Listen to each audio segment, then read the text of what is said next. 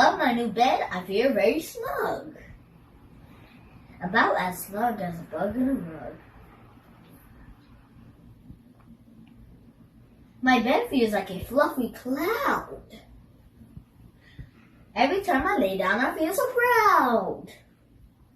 By the same bed, it just feels just as snug. Thank you. Hi, I'm Ivy Lerner, and on behalf of our board, I'd like to thank you for joining us tonight and thank you for your generous support. I hope you enjoy the program. Hello and welcome to No Love for Love, Quarantine Edition. We've got quite the program for you this hour. I'm Elizabeth Metzger-Sampson, Executive Director of the Chicago Poetry Center, and your host for this program. I am coming to you from my living room in Chicago, Logan Square neighborhood to be specific, and I would love to know where each of you are tuning in from tonight. So if you can, say hi in the chat and let us know where you're at.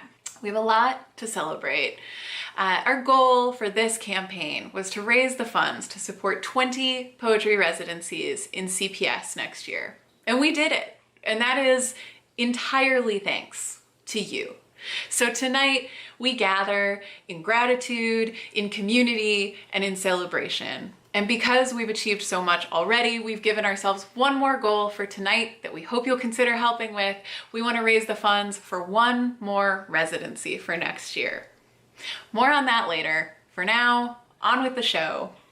2021 has kicked off showcasing the amazing power of poetry with Amanda Gorman and her moving inaugural poem. Tonight, we've asked the Chicago Poetry Center board, students, and poets in residence to come together to showcase that power of poetry and the impact of the Chicago Poetry Center. You're going to meet lots of folks from the Chicago Poetry Center family tonight, and we're starting with 2 poets in residence from our education programs. When we asked our poets to select a poem to share this evening, we asked them to use a poem that responded to the prompt, "What does love mean to you during the pandemic?" And you'll see we got a few themes, and the theme for these first 2 is daily kindnesses. Kindnesses between 2 people, but also to ourselves, which seems really needed right now. Please enjoy 2 poems performed by Timothy David Ray and Joy Young. Small Kindnesses by Danusha Lamaris.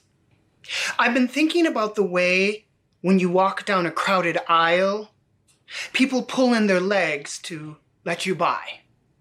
Or how strangers still say, "bless you," when someone sneezes, a leftover from the bubonic plague. Don't die, we are saying. And sometimes when you spill lemons from your grocery bag, someone else will help you pick them up. Mostly, we don't want to harm each other. We want to be handed our cup of coffee hot and to say thank you to the person handing it, to smile at them and for them, to smile back. For the waitress to call us honey when she sets down the bowl of clam chowder, and for the driver in the red pickup truck to let us pass. We have so little of each other now, so far from tribe and fire. Only these brief moments of exchange. What if they are the true dwelling of the holy, these fleeting temples we make together when we say, "Here, have my seat. Go ahead. You first.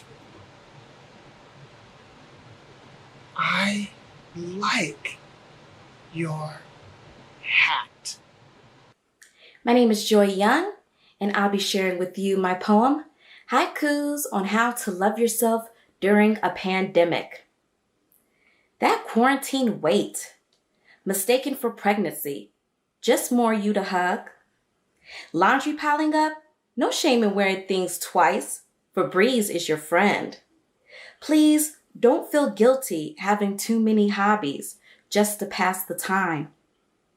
Deep in depression, your phone becomes a life raft, keeping you afloat.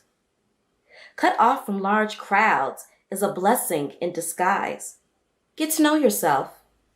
6 feet in distance can separate most people, but not memories. Putting on a mask is not fooling anyone.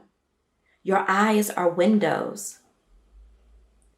As you walk your dog, nature becomes your teacher. Listen to the trees. As you watch the news and everything seems so bleak, hold on to your faith. When justice seems lost and protesters swarm the streets, try to find your voice. Admit that you're scared of not knowing the future. Just take a deep breath.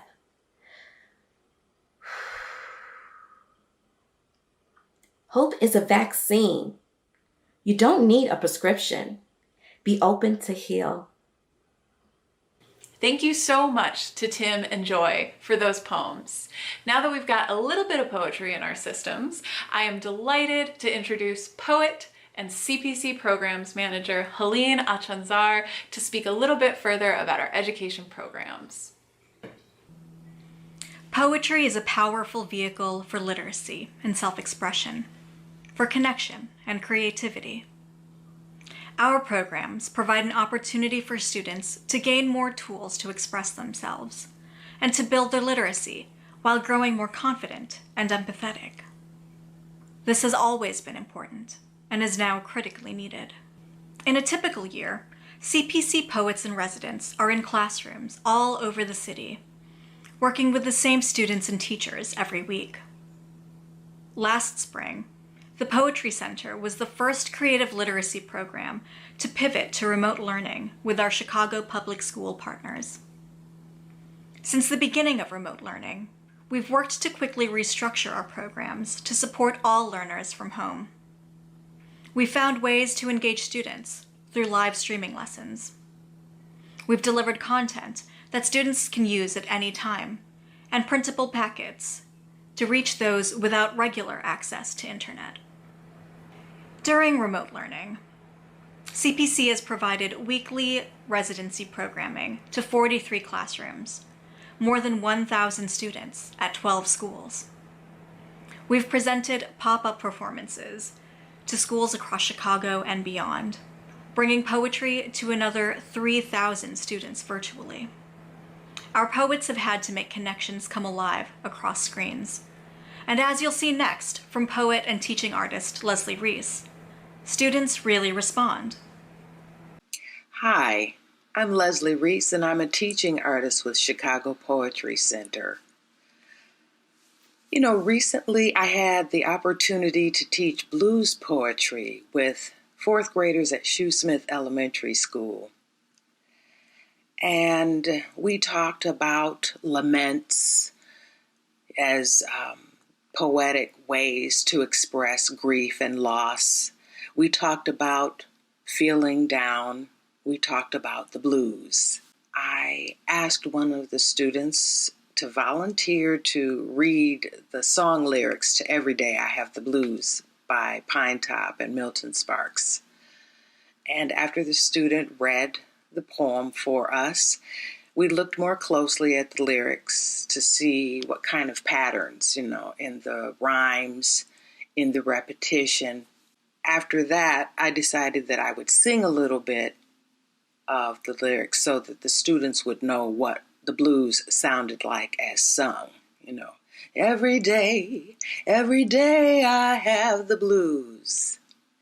And I went into it and I explained, because the lyrics were written with woos and moans and groans in it. So I wanted to give them the flavor of what that sounded like. And halfway through the singing, I realized that there was another voice singing along with me.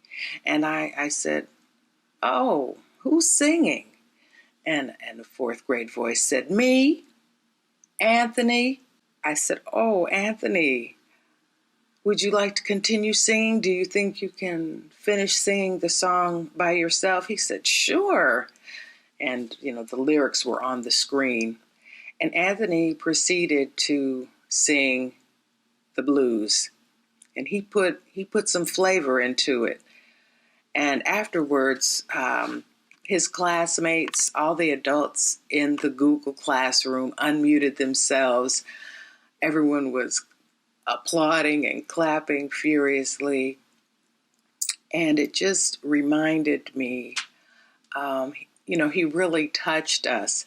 And that was one of those unexpected moments that education in poetry and the arts, it brings about these unexpected moments when students realize that poetry embraces the multitudes and that they can play a part in it with their own voice, literally, with their written voice, with their feelings, with their impressions, with their imagination.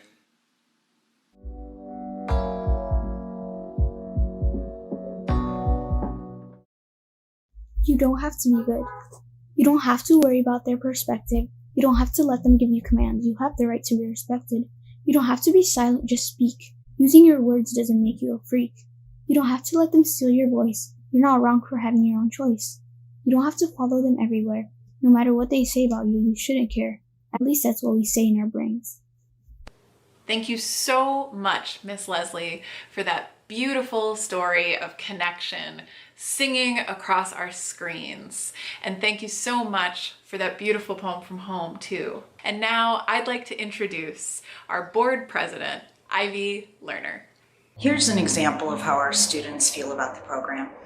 I was doing a 4th grade classroom visit a little over a year ago, and it was a fun session. The poet starts by reading and analyzing a poem with the students. In this session, they discuss the power of metaphor, which was interesting. And then the students start to work on their own poems, and the poet moves around and works with them individually. And they had a great discussion. It was a fun class, and the bell rang, and I looked down, I saw it was almost 12. And the teacher got up and said to the students, "That was your lunch bell. If you're ready for lunch, please get in this line here on my right. And if you want to stay and finish your poem, you can do that." And I fully anticipated that everyone would get up and go to lunch. And in fact, maybe 5 kids did, 4, 5 kids. And over 20 kids stayed at their tables, continued working on their poems, then got up, a number of them got up and read their poems, and they went fully 15 minutes into their lunch period. And I was astounded, really. I thought, well, there's enjoying your class, and then there's really enjoying your class. And I thought it was a very cool thing to see. And now I'd like to introduce you to a few more members of our community. We're going to start with a student poet and another fantastic poem from home. And then we're going to hear from many of the members of our fabulous board on how they got involved and why they support the Chicago Poetry Center.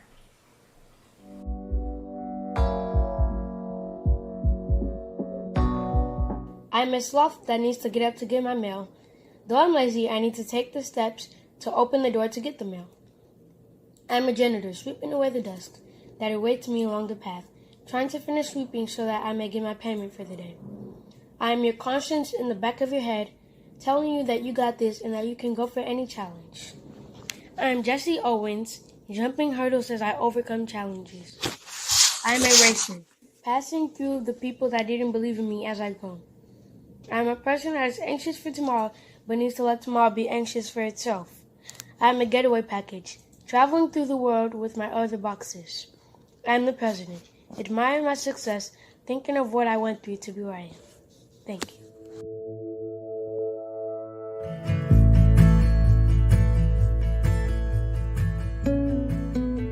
I was a bit of a fixture, a bit of a groupie, let's say, at the all-school readings, which would happen every May or so just in the spring. And I was always like front row, really beaming, giving the kids all my excited face, really clapping and going crazy whenever they finished their poems. And I think maybe what I was struck by was that poetry was accessible. for every single kid. It didn't matter which school, it didn't matter their age, it didn't matter all the different other identifiers or identities that were close to them. Every kid could get up and share something amazing, share something meaningful, share something that was a reflection of who they are and how they see the world. And you could just see in their faces every time they would get up in front of this giant room of strangers and friends. But you could just see a transformation from the moment they stood up to the moment that they finished, of like how proud they were, of how accomplished they felt, of the contribution that they made to the world by just getting up and sharing what was on their heart. And regardless of the medium, music, poetry, dance, acting, programs like CPCs really help support a young person's ability to be a stand for what they care about in the world. And I think if the last year has shown us anything, it's that there's real power when we do that. So I hope you'll join us. 2 years ago, when I was first asked to be part of the Chicago Poetry Center board, it was a no-brainer for me. I have a very, very strong opinion about what literacy means and programs and curriculums that come into classrooms. One of the things that really stuck out to me about the curriculum that was being developed and in real time being taken from English to put into Spanish was that there was an access point for everyone. If you could only come up with a word, that word was enough. They had structured the curriculum in a way that made sure that every single one of my students was able to feel like they had success. Being part of the Chicago Poetry Center board, it allows me to expand what my impact is as an educator. One of the most memorable experiences that I had as a teacher was having the opportunity to take one of my shyest girls downtown for the end of the year celebration, where she had been selected to be one of the poet readers of the day.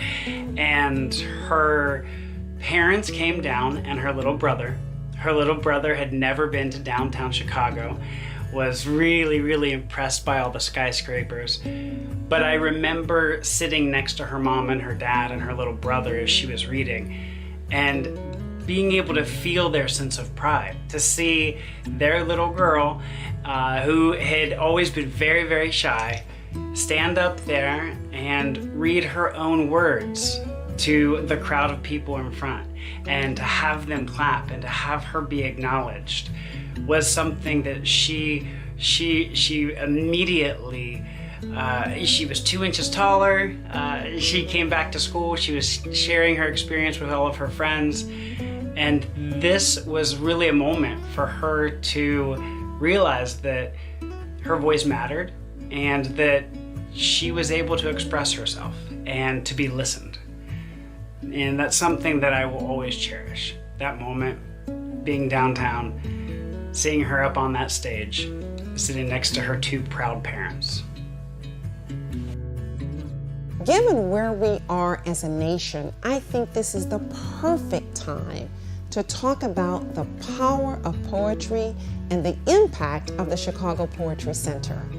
And I had this very thought as I watched the youngest poet, Amanda Gorman, age 22, grace the inaugural stage. Yes, that's right, she is the youngest to receive an invitation to deliver a poem at a presidential inauguration. And man, let me just say, did she hit the ball completely out of the park. She was midway through her address, and all I could think about was our students at the Chicago Poetry Center. In a separate interview, she gives sort of a behind-the-scenes look at what it took for her to develop the poem, to get it to the end point. And she felt as though that while she was excited to have received the invitation, and she knew what this meant, she also felt like it was a monumental task. And that's what happens with some of our students. When they see a blank page and now they want to express themselves, but it just seems daunting, we have the teachers and the support around them to show them that they can do it. And so here Amanda is halfway done, a couple of weeks from Inauguration Day, and the events of January 6th happen on the Capitol. And she feels as though she is not going to be able to complete the poem. But later that night, she took all of those emotions and she harnessed it into and finished what will go down in the books as a very beautiful poem that captured the moment in time of where we are. The students that the Chicago Poetry Center serves live sometimes in tumultuous situations too. And what we do is take all of that energy and harness it into a beautiful creative expression of not just where they are, but where they want to go. And the belief that they too can face something that is monumental and climb that hill. So this is a time for unity, it is a time for expression, and I love to be at a place that is tapping into all of that unfound energy.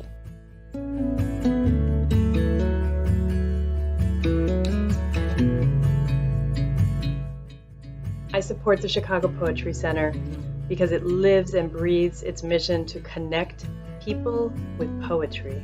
I support poetry in schools because the more our youth learn to use their own voices, the better off we will all be. I support poetry in schools so children have an opportunity to reflect on and share their humanity with others. I support creative literacy because it brings language to life, demonstrates the power of words, and enables students to find their voice. I support creative literacy because imagination plus inspiration equals innovation. I support poetry in schools because poetry taps into the essential element that makes all of us human. I support the Chicago Poetry Center because they do amazing things with the students here in Chicago Public Schools. I'm grateful to be a part of the Chicago Poetry Center and to support our mission to connect people with poetry, equitably engage poets with the community, and foster creativity and literacy in schools. You want to be part of the world's better angels? Support poetry and the Chicago Poetry Center. There is a version of the legend of King Arthur, where young Arthur pulls a sword from a stone. And the sorcerer Merlin is a blacksmith, and young Arthur is a blacksmith's apprentice. And when I think about the magic of poetry, of teaching students to read, write, and perform poems, it is in this aspect, a master craftsman using tools that require practice and strength, aided by fire or passion, helping students learn to pull something as brilliant and fine as a poem from the dark matter of speech before it gets spoken into word. The reason I joined the Chicago Poetry Center is that I believe our teaching poets and our proven curriculum gives students the ability to see the world through the eyes of poetry, to explain their world through their own poems, and show and share their unique work with others. And that this creates a fluency with language, a comfort with self-expression, an ability to receive and appreciate the worlds and words shared by others that makes stronger students and more empathetic and compassionate humans. This experience of poetry, of reading and writing, sharing and performing, and ultimately moving and inspiring people is something that Chicago Poetry Center poets in residence and classroom teachers experience every day in our classrooms with their students using our unique creative literacy curriculum. We have more student poets, and more stories to close out the hour. But before we move on, will you help us fund one more residency tonight? If you're ready to donate, you can head to poetrycenter.org/donate and donate now in a different tab, please. Please stay at the party. Or if you would like to commit to a future donation or perhaps sponsor a full classroom for a whole year of poetry and receive a named residency in recognition, you can email us at programs@poetrycenter.org. While you're thinking about the ways in which you might be able to support the Poetry Center tonight, we'd like to take a moment to pause and thank each and every one of you who have made it possible for us to fund 20 residencies next year through donor support. Thank you.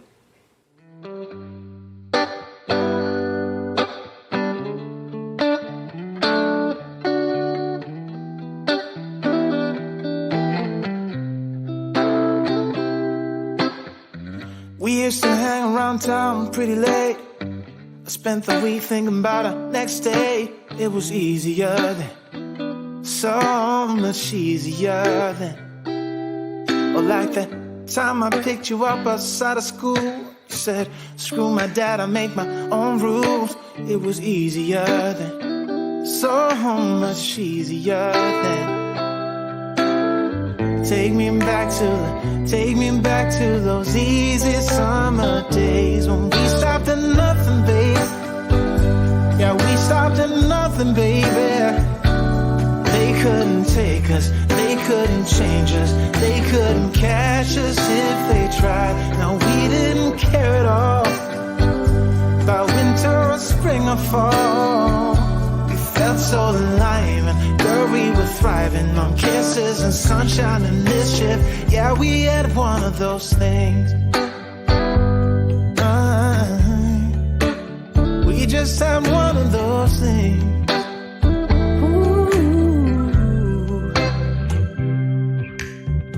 I guess I've had some things to figure out, but now that I'm done, I'm full of doubt. Was it easy for you? Yeah, was it too easy for you? You used to say that you would always be mine, but you seem to be doing just fine. Now I think about you, I just can't seem to stop thinking about you. Take me back to those easy summer days when we stopped at nothing, babe. Yeah, we stopped at nothing, baby. They couldn't take us, they couldn't change us, they couldn't catch us if they tried. Now we didn't care at all about winter or spring or fall. We felt so alive, and girl, we were thriving on kisses and sunshine and mischief. Yeah, we had one of those things.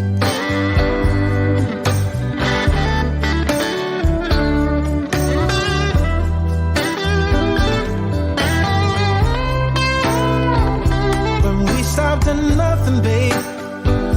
Yeah, we stopped at nothing, baby. They couldn't take us, they couldn't change us, they couldn't catch us if they tried. No, we didn't care at all about winter or spring or fall. We felt so alive, and girl, we were thriving on kisses and sunshine and mischief. Yeah, we had one of those things. Just had one of those things.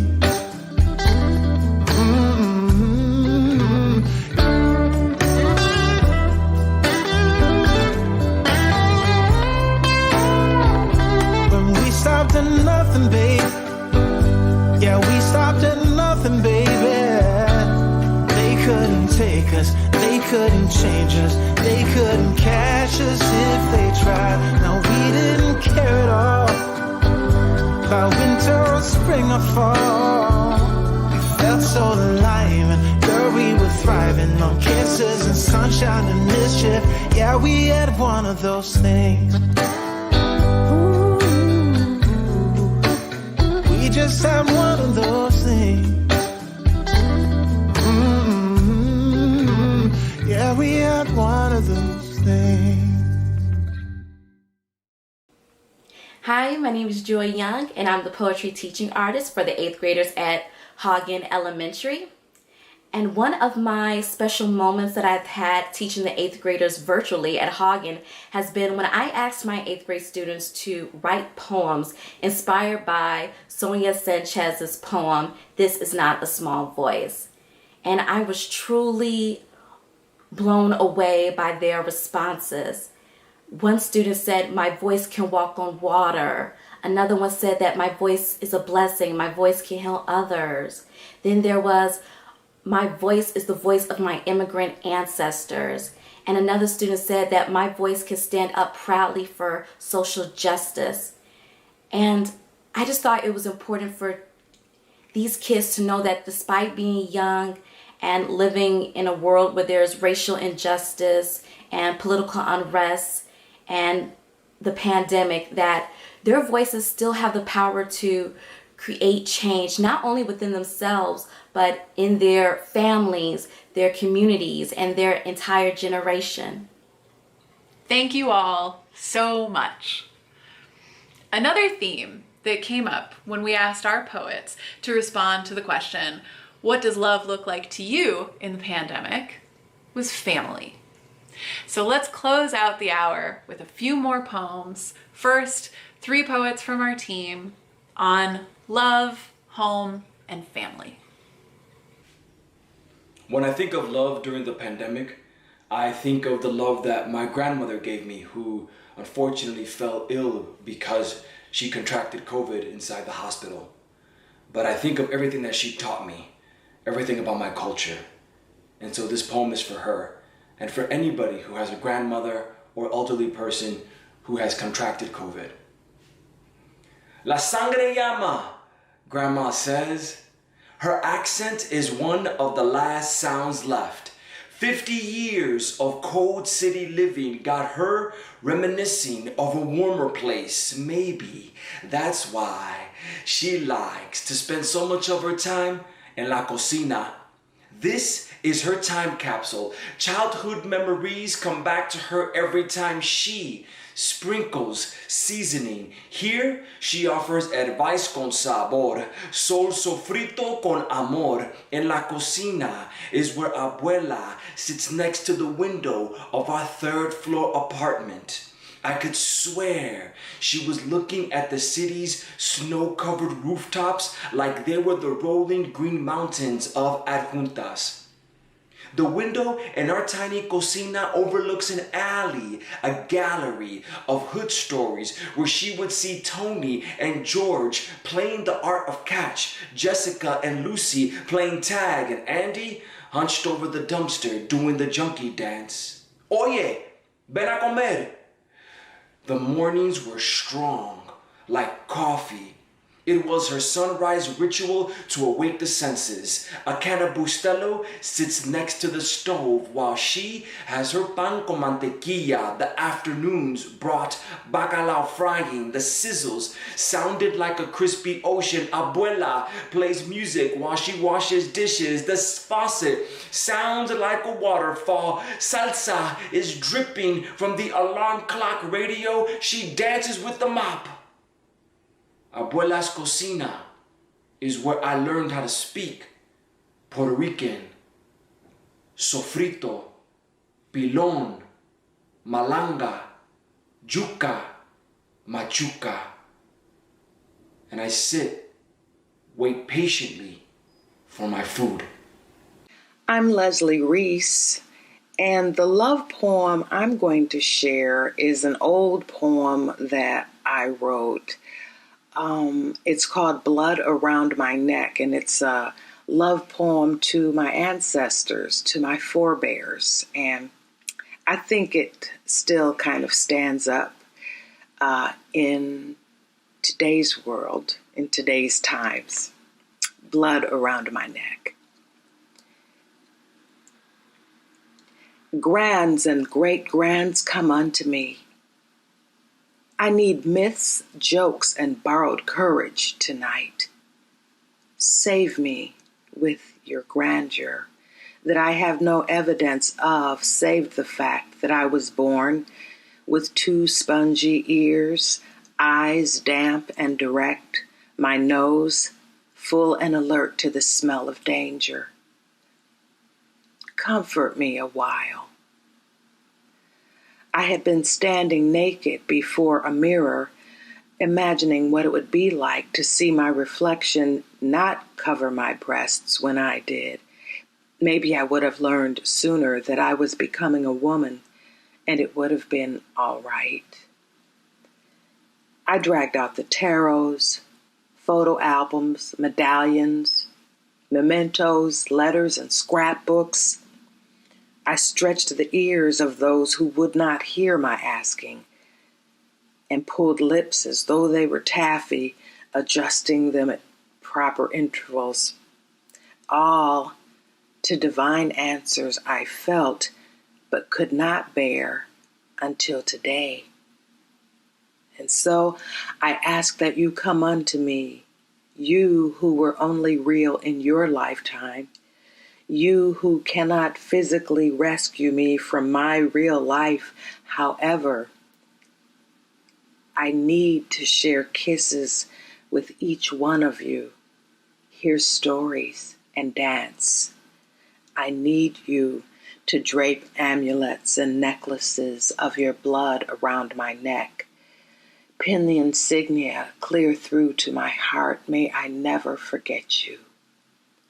Please push my boat away from your shore and out into the waters you always anticipated but could not reach.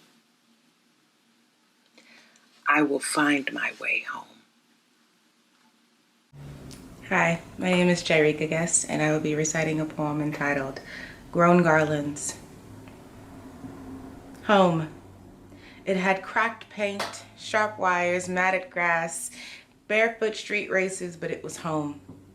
It was old with smoke stains, growing pains, and blood veins breathing before the people ever entered. Tilted swings, rusted frames, and slamming screens. It was party without outlets. Fighting, ending in laughter. Bruises mended by red-flavored popsicles. Tears dried up in cornbread and aunties, and only aunties' potato salad. Joy given by granny's kisses, fear threatened by grandpa's gun, and time out by anybody older than the age of 18. It was home when the streetlights came on. Summer nights later than winter, but you better find your behind back on this porch where I can see you. Home used to live across the street in Green Acres, or at least that's what these baby lids thought. Dreamt of. Admired them as such. We had our plot and ran races every spring, rushing for stinky gold. That's when home stretched far across the lawn and made rain dance, waltz across a long Garland Avenue. But home got a little shorter when new neighbors moved over. Home went from estate to stunted, blocked by the easy clay, frozen over the green that used to grow there. That home, that part of home, became corporate, then had the nerve to shut down, taking our sacred acres and new buds with it. Left us with just a parking lot, but home never worried. Home told stories with dry lips, twitches, and tree switches. Home smoked under dim lights while boozing on life, drunk. Home was heavily sedated, leaning on broken fixtures. Home cooed the melodies, hummed to lullabies, and all until dark became early. Home was mosquito bites and swimming with water hoses. Rolling down hills, catching, scratching, ruffles in mint green, and tights ran so wide, hide and go seek could never find its end. Smelling like outside, with the nerve to try to steal sneak kisses, hiding behind tree bark, and ooh, I'm telling mama. Siblings, baby cousins, uncles and aunties, all born in the same year, no age, just kids. Tattletelling in monkey bars, beeline and derby on Broadway, bee-headed Barbie dolls, G.I. Joes with no legs, and crowded living room. Everyone lived at Granny's at some point. Home. Home. Quiet and faint sirens, belly swollen in the attic. I heard I was gonna be a big sister. The new one told me. Whispered it while mama slept in hot night with the windows open. Home wore no shoes and didn't need teeth in to get a point across. You see, home worked a lot. All the time. Home's never known what vacation tastes like. Just sweat and love. Home was bid whiz, spades, and trash talking, loud music bumping, feet stomping. Home had at least one gold tooth. Home was that rose bush that bloomed every summer and that family that lost one every winter.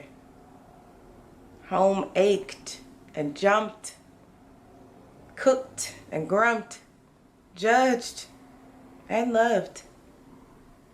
I remember home on Garland. And I know that we are facing another period of time where we might be at home. But cherish the people around you. Cherish the things around you that are attached to these people. And bask in that.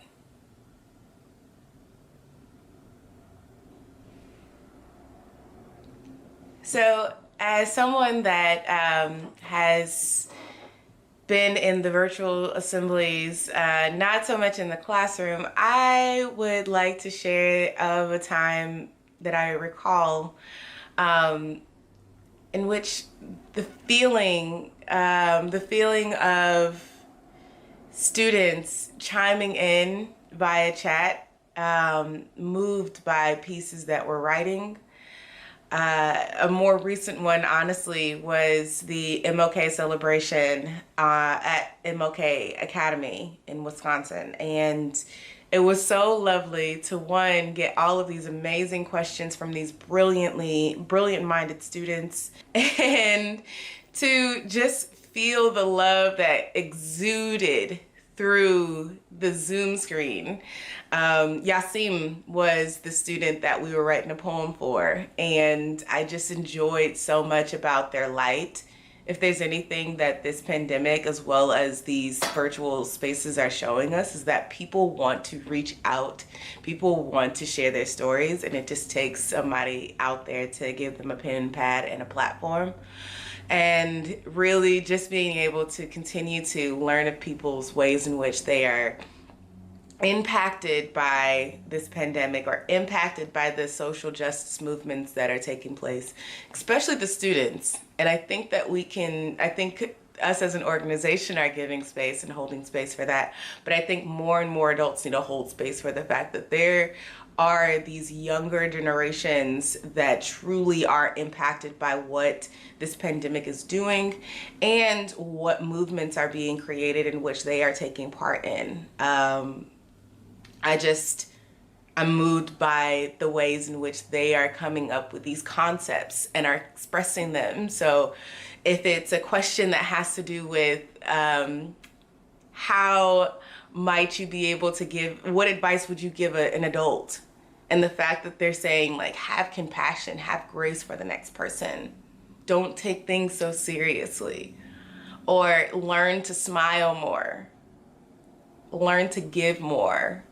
I think we, as a collective community, we can take those things and recall those things, because they are seeing it and they are learning the lesson before we are. And I think that is something that we can continue to tune into. And I'm impacted by every virtual assembly to just know that these students, as much as the world is changing around them and there's a lot that they can't experience in the traditional sense, that they are just as poignant, as thoughtful, and just truly mature and learning so many things that I feel like even as an adult I am still grappling with, or I am still deprogramming myself to. to at least like accept about my world and about my identity and about the society that I've been a part of for so long. Yeah, that has been the true gift, the amazing impacts. And so I hold on, especially because we're in 2021, having an experience at the beginning of my year with a group of amazing students that can truly share love and continue to teach this lesson of compassion and grace. And yeah, I used to be worried. I'm not worried. When I was teaching for the evening reporting center, I had a group of students, but also each of these students had their own counselor or their own person that worked with them one-on-one. So I had a good mix of both adults and of students. So one day we're doing a alliteration exercise in which they had to create their own tongue twisters, starting off with their name. And I was having a little bit of trouble in engaging with them. So what I decided to do was to do a competition where I would have the students versus the adults. And so the students would all get together through Zoom and they would write these alliteration pieces starting off with their name, and they would compete against the adults. We call the students the young ones and the adults the old school. And so the adults would go first and they would give their alliteration pieces, and the students were just very excited, very happy to go against their adults and finally show them up and compete against them for points. And so the students really outdid themselves and went beyond the expectations and the structure of what I was requiring from them for this alliteration exercise. And they basically blew old school completely out of the water. And it was one of the times where I really felt that I was able to engage and connect with them, and where they really saw fun in literature, where they really saw fun in poetry, and where they had a chance not only to connect with me, but also to connect with their counselors, with their adults on a deeper level. And that was made possible because of the poetry exercise. Some of my favorite moments working with Chicago Poetry Center as a poet in residence are when I see the students get excited about their blog poems, and students who might not have naturally been drawn toward poetry. It feels like the arms of poetry are outstretching themselves and touching someone in a very special way that may not have chosen poetry as a first choice. I believe poetry has the energy, the drive, and just enough compassion to be so useful in these times of need.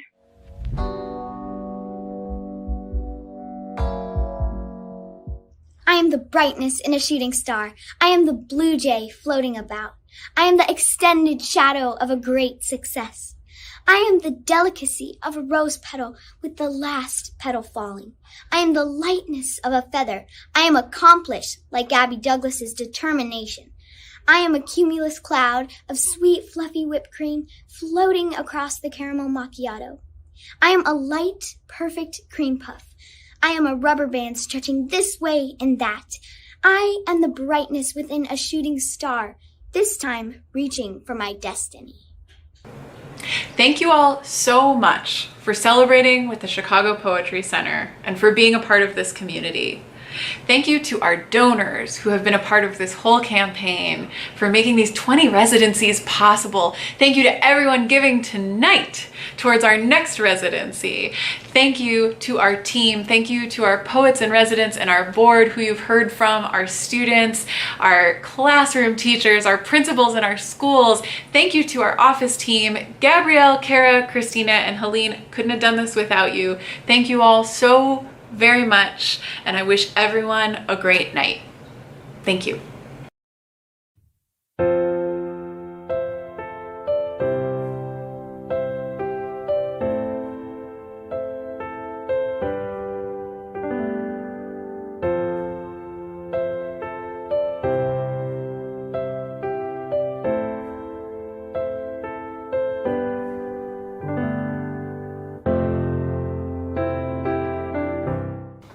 escucho en clase hace crack crack. Yo escucho los lápiz en la escuela que hace shh. Yo escucho una licuadora que hace drrrr. Yo escucho una persona gritando ah. Yo escucho lluvia hace plup plup.